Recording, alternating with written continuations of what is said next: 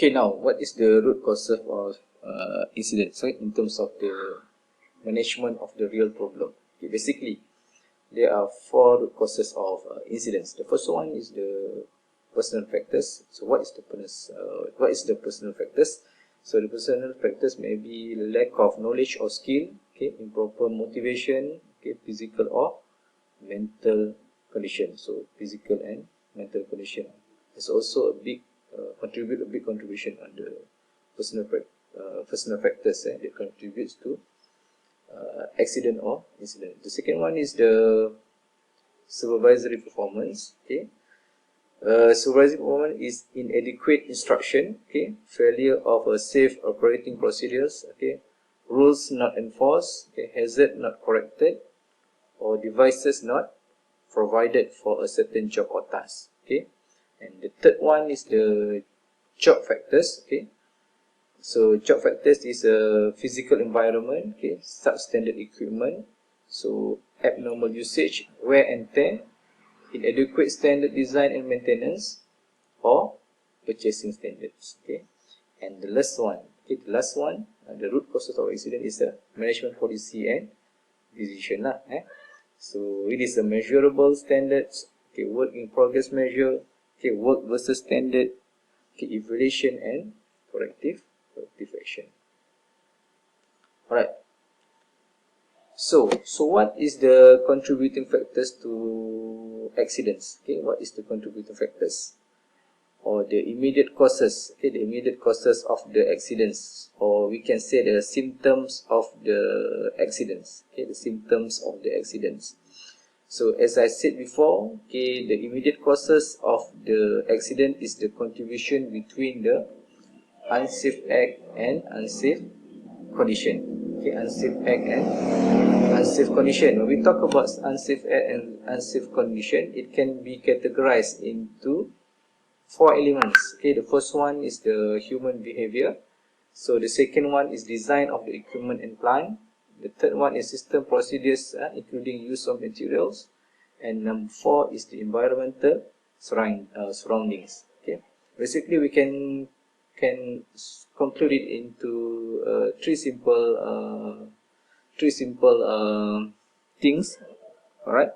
So you have to remember 4M and 1E. Okay. Instead of this one, you can use my formula, which is 4M and 1E. So what is the first M? The first M is M for man. Okay. The second one is M for machine. The third one is M for material. The fourth one is M for method. And the last one, okay, 4M plus 1E is the environment. Okay, you have to remember 4M plus 1E. Okay, this is the immediate causes, the cause of accidents. Okay, 4M and plus 1E. So man, machine, method, materials. Okay, and the last one is environment. Okay, so this is the things that you have to know lah. Besides this one, you can also use my formula 4M plus 1E. Okay, 4M plus 1E. The first one is a man, machine, method, materials, and the last one is the environment that causes or contribute to an accidents. Okay, this is the unsafe act and unsafe condition. Basically, okay, most of the time the accident is from the unsafe act. Okay, the unsafe act. So merely 80%, 88% of the accidents is due to unsafe act. When we talk about unsafe act, it is related to human factor. Okay, related to human factor. So 88% accident is due to unsafe act. Okay, and then 10% due to unsafe condition. Okay, and then another 2% is due to act of God, ataupun we call it as a qada and qadar, 2%. So 88% due to unsafe act, so 10% due to unsafe condition, and 2% due to act of gods.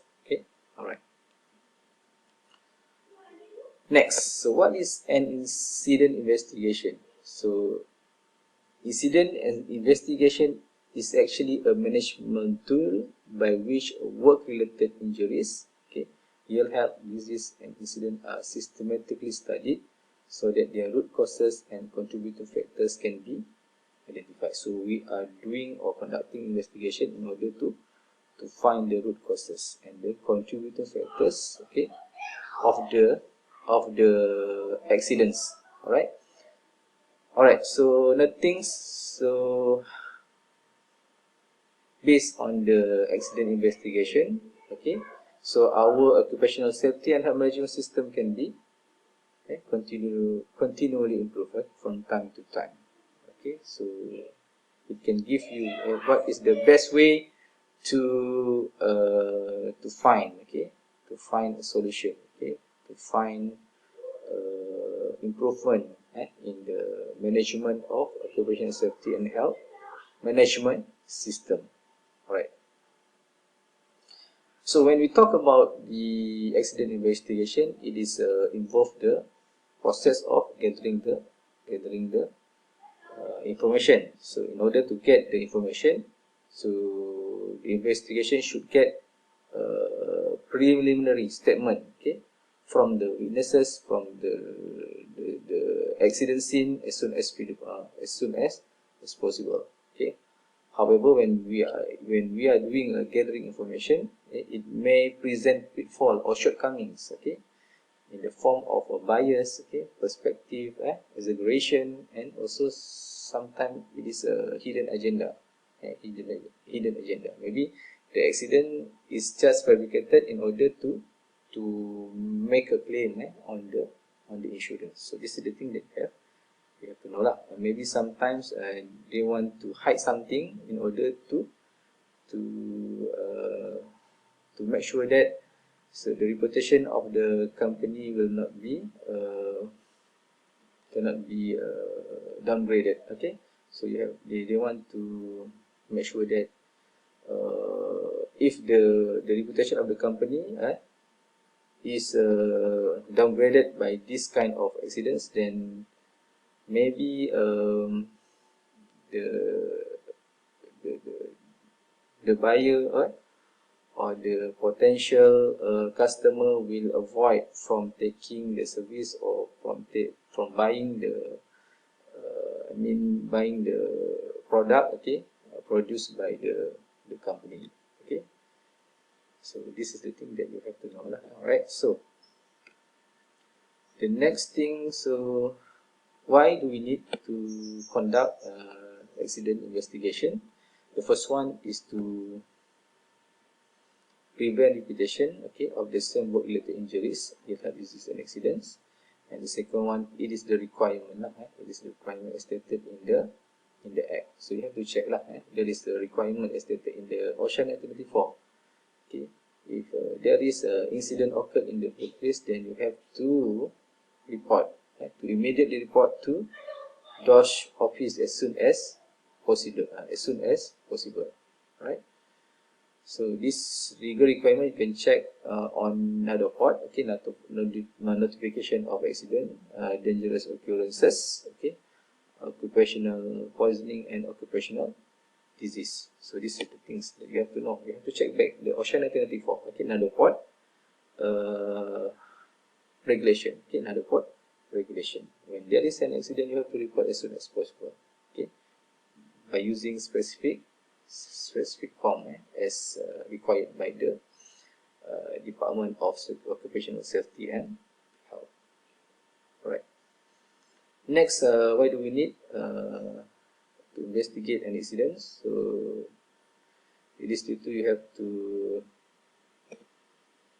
make an accurate record. Okay, maybe when you have this record, is actually sometimes need for insurance. Okay, maybe for legal prosecution or public inquiries. Okay, and last but not least, so the investigation is required for organizations on policy and business reason lah. Right. So next, who should investigate?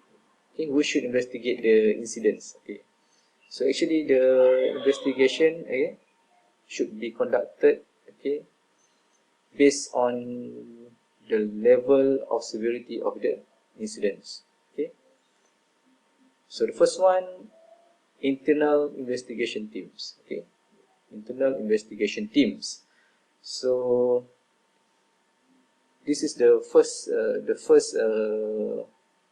team that need to conduct the incident or accident when it happened in the workplace. Okay, the internal investigation teams.